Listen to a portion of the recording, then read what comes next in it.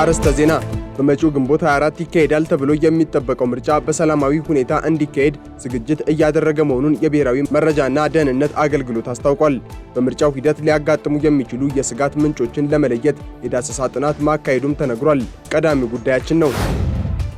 በጋምቤላ ከተማ ባለው ወቅታዊ የጸጥታ ሁኔታ ምክንያት ከዛሬ አርብ ጀምሮ የመንግስትም ሆነ የግል ሞተር ሳይክሎች ላልተወሰነ ጊዜ ማሽከርከር በጥብቅ የተከለከለ መሆኑን የከተማዋ አስተዳደር አስታወቀ። በከተማዋ የሚገኙ ሆቴሎችና ግሮሰሪዎችም አገልግሎት መስጠት የሚችሉት እስከ ምሽቱ 2 ሰዓት ድረስ ብቻ መሆኑ ተነግሯል። ትሰሙታላችሁ። የናይጄሪያ ጦር የጋራ ግብረ ኃይል በሳምቢሳ ደንና ማንደራ ተራሮች አካባቢ በወሰደው እርምጃ 2 ከፍተኛ የቦኮ ሐራም አዛዦችን ጨምሮ 12 ታጣቂዎችን መደምሰሱን አስታወቀ። ከውጪ ቀዳሚ ያደረግነው መረጃ ነው። የአሜሪካ ግዙፍ የጦር መርከቦች ወደ ኢራን እያቀኑ መሆኑን ፕሬዝዳንት ዶናልድ ትራምፕ አስታወቁ።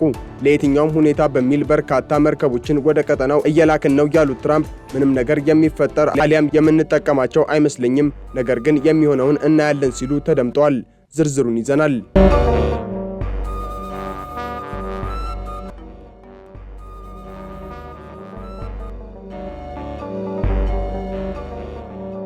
ለምርጫው ዝግጅት እያደረገ መሆኑን የብሔራዊ መረጃና ደህንነት አገልግሎት አስታወቀ። በመጪው ግንቦት 24 ይካሄዳል ተብሎ የሚጠበቀው ምርጫ ሰላማዊና ዲሞክራሲያዊ ሆኖ እንዲጠናቀቅ ለማስቻል ዝግጅት እያደረገ መሆኑን የብሔራዊ መረጃና ደህንነት አገልግሎት አስታውቋል። በምርጫው ሂደት ሊያጋጥሙ የሚችሉ የስጋት ምንጮችን ለመለየት የዳሰሳ ጥናት ማካሄዱንም አገልግሎቱ ይፋ አድርጓል። በዳሰሳ ጥናት የተለዩ ስጋቶችን ለመቀልበስ በሰው ኃይል፣ በቴክኖሎጂ፣ በስልጠናና በስነ ልቦና ዝግጅት እየተደረገ መሆኑንም ተመልክቷል። አገልግሎቱ ባለፉት 6 ወራት 7ኛውን ጠቅላላ ሀገራዊ ምርጫን ታሳቢ በማድረግ እቅድ አውጥቶ ሲዘጋጅ መቆየቱንም በ6 ወራት እቅድ አፈጻጸም ግምገማ ላይ ተጠቅሷል። የብሔራዊ መረጃና ደህንነት አገልግሎት በመግለጫው በሚቀጥሉት ወራት የሚከናወኑት የአፍሪካ ህብረት ጉባኤና ሌሎችም ትላልቅ ሁነቶች እንዲሁም ጠቅላላ ሀገራዊ ምርጫ ያለ አንዳች የጸጥታ ችግር እንዲከናወኑ በተሟላ የሰው ኃይል፣ የቴክኖሎጂና የሎጂስቲክስ ቁመና ላይ እንደሚገኝ በግምገማዊ ውይይት መድረክ መገለጹን አስታውቋል። የብሔራዊ መረጃና ደህንነት አገልግሎት በሰጠው መግለጫ እንዳመለከተውም የ2010 የመጀመሪያ ግማሽ በጀት ዓመት እቅድ አፈጻጸም ግምገማዊ ውይይት የአገልግሎት መስሪያ ቤቱ ስትራቴጂክ አመራሮች በተገኙበት ተካሂዷል። በጋምቤላ ከተማ ላልተወሰነ ጊዜ ሞተር ሳይክል ማሽከርከር ተከለከለ። በጋምቤላ ከተማ ባለው ወቅታዊ የጸጥታ ሁኔታ ምክንያት ከዛሬ አርብ ጥር 15 ቀን 2015 ዓ.ም ጀምሮ የመንግስትም ሆነ የግል ሞተር ሳይክሎች ላልተወሰነ ጊዜ ማሽከርከር በጥብቅ የተከለከለ መሆኑን የከተማዋ አስተዳደር አስታወቀ። በከተማው የሚገኙ ሆቴሎችና ግሮሰሪዎችም አገልግሎት መስጠት የሚችሉት እስከ ምሽቱ 2 ሰዓት ድረስ ብቻ መሆኑን አስተዳደሩ ገልጿል። አስተዳደሩ ይህንን የገለጸው በጋምቤላ ከተማ ባለው ወቅታዊ የጸጥታ ሁኔታ ላይ ከተወያየ በኋላ መሆኑን የከተማዋ የመንግስት ኮሚኒኬሽን ጉዳዮች ባወጣው መግለጫ ላይ አመልክቷል። የከተማ አስተዳደሩ ከውይይቱ በኋላ ባሳለፈው ውሳኔ ከሞተር ሳይክል ክልከላ በተጨማሪም በከተማዋ የሚገኙ ባለሶስት እግር ተሽከርካሪዎች አገልግሎት መስጠት በሚችሉበት ጊዜ ላይም ገደብ ጥሏል። በውሳኔው መሰረት በጋምቤላ ከተማ የሚገኙ ባጃጆች አገልግሎት መስጠት የሚችሉት ከጠዋቱ 1 ሰዓት እስከ ምሽቱ 1 ሰዓት ብቻ ነው። እነዚህን ክልከላዎችና ገደቦች ጥሶ በተገኘ ማንኛውም ግለሰብ ላይ አስተዳደራዊ እርምጃ የሚወሰድበት መሆኑን የጋምቤላ ከተማ አስተዳደር በዛሬው መግለጫ አስጠንቅቋል። ዊነር ኸርባል ይዘት ፈጣሪዎችን ሊሸልም ነው። በሀገር ውስጥ የተመረቱ የመዋቢያ ምርቶችን ለገበያ እያቀረበ መሆኑን ዊነር ኸርባል አስታውቋል። በገበያ ላይ ያለውን ክፍተትና የሸማቹን ፍላጎት መሰረት ያደረጉ መፍትሄዎችን ይዞ መምጣቱን የገለጸው ድርጅቱ ኢትዮጵያውያንን መሰረት ያደረጉ ምርቶችን ለገበያ ማቅረቡን ገልጿል። ምርቶቹን ለማስተዋወቅ ያግዘኛል ያለውን የማህበራዊ ሚዲያ የይዘት ፈጠራ ውድድር ይፋ አድርጓል። በውድድሩ አሸናፊ ለሚሆኑ 3 ይዘት ፈጣሪዎች ከ50,000 እስከ 300,000 ብር የሚደርስ ሽልማት ማዘጋጀቱንም አስታውቋል። 2 ከፍተኛ የቦኮ ሐራም አመራሮችን መደምሰሱን የናይጄሪያ ጦር አስታወቀ። የናይጄሪያው የጋራ ግብረ ኃይል በሳምቢሳ ደንና ማንደራ ተራሮች አካባቢ በወሰደው እርምጃ 2 ከፍተኛ የቦኮ ሐራም አዛዦችን ጨምሮ 12 ታጣቂዎችን መደምሰሱን አስታወቀ።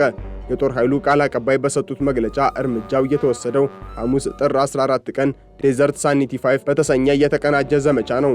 ታጣቂዎቹ በመንገድ ላይ ፈንጂዎችን ለማጥመድና ድንገተኛ ጥቃት ለመሰንዘር ሲሞክሩ በደረሰባቸው ጠንካራ ምላሽ መደምሰሳቸው ተገልጿል። የተገደሉት ከፍተኛ አመራሮች ባሱልሁና ኡበይዳ የሚባሉ መሆናቸው የተነገረ ሲሆን ከታጣቂዎቹ 3 የኤኬ-47 ጠመንጃዎች፣ 5 ሞተር ሳይክሎች፣ የእጅ ቦምቦች፣ የመገናኛ ሬዲዮዎችና የተለያዩ የፈንጂ መሳሪያ ቁሳቁሶች መማረካቸውን ቃል አቀባዩ ገልጿል። በተጨማሪም ከካሜሩን ድንበር ተሻግረው ወደ ናይጄሪያ ለመግባት የሞከሩ በጸጥታ ኃይሎች እርምጃ እንዲበተኑ መደረጉን መረጃው ያመለክታል። በዘመቻው በመንግስት ኃይሎች ላይ የደረሰ ምንም አይነት ጉዳት እንደሌለ የተገለጸ ሲሆን የሽብር ቡድኑን እንቅስቃሴ የመክታት ስራው ተጠናክሮ እንደሚቀጥል ዴይሊ ፖስት ዘግቧል። የአሜሪካ የጦር መርከቦች ወደ ኢራን እያቀኑ ነው። የአሜሪካ ግዙፍ የጦር መርከቦች ወደ ኢራን እያቀኑ መሆኑን ፕሬዝዳንት ዶናልድ ትራምፕ አስታወቁ። ለየትኛውም ሁኔታ በሚል በርካታ መርከቦችን ወደ ቀጠናው እየላክን ነው ያሉት ትራምፕ ምንም ነገር የሚፈጠር አሊያም የምንጠቀምባቸው አይመስለኝም፣ ነገር ግን የሚሆነውን እናያለን ሲሉ ተደምጠዋል። አርማዳ የተባለውና ወደ ገልፍ ሀገራት እያቀና የሚገኘው የጦር መርከቦች ጥምረትን ጨምሮ እስከ 90 የጦር አውሮፕላኖችን ተሸካሚው ዩኤስኤስ አብርሃም ሊንከን እና በርካታ የሚሳኤል መቃወሚያዎችን በሚቀጥሉት ቀናት ውስጥ መካከለኛው ምስራቅ እንደሚደርሱ የአሜሪካ ባለስልጣናት ገልጸዋል። የኢራን መንግስትን በቅርበት እየተከታተልን ነው ሲሉ ያስታወቁት ትራምፕም ወታደራዊ ዝግጅቱን በተመለከተ የሰጡት ዛቻ በቀጣይ በኢራን ላይ የሚፈጸም ጥቃት ሊኖር እንደሚችል ፍንጭ የሰጡበት ሆኖ ታይቷል። ከኢራን ጋር የንግድ ግንኙነት ባላቸው ሀገራት ላይ 25 በመቶ የንግድ ታሪፍ ለመጣል ማቀዳቸውን በተመለከተ የተጠየቁት ትራምፕ በቅርቡ ተግባራዊ አደርገዋለሁ በማለት ዝተዋል። የኢራን አብዮታዊ ጥበቃ ኃይል አዛዥ ጀነራል መሐመድ ፓክፖር በበኩላቸው ኢራን ለየትኛውም ጥቃት ከመቼውም ጊዜ በላይ መዘጋጀቷን በመግለጽ ጣታችን ቃታው ላይ ነው፣ ከመሪያችን ማለትም ከአያቶላ አሊ ካሚኒ የሚሰጠንን ትዕዛዝ እየተጠባበቅን ነው በማለት ለትራምፕ ማስጠንቀቂያ ምላሽ ሰጥተዋል። የአሜሪካና የዓለም ጤና ድርጅት ግንኙነት ተቋረጠ። አሜሪካ ከዓለም ጤና ድርጅት አባልነት በይፋ መውጣቷንና ለተቋሙ የምታበረክተውን ከፍተኛ የገንዘብ ድጋፍ ማቋረጧን አስታወቀች።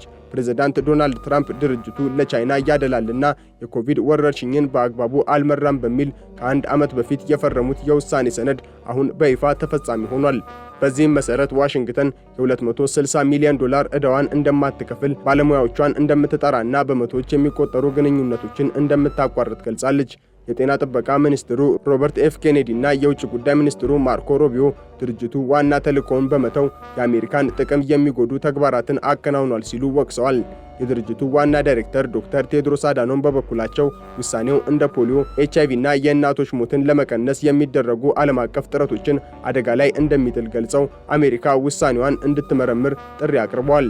አሜሪካ ግን ከዚህ በኋላ የጤና ጥበቃ ስራዎችን ከሌሎች ሀገራት ጋር በሁለትዮሽ ስምምነትና መንግስታዊ ካልሆኑ ድርጅቶች ጋር በመተባበር እንደምትቀጥል አስታውቃለች። የገንዘብ ድጋፉ መቋረጥ በድርጅቱ ውስጥ ለከፍተኛ የሥራ ቅነሳ ምክንያት እንደሚሆንም ተዘግቧል።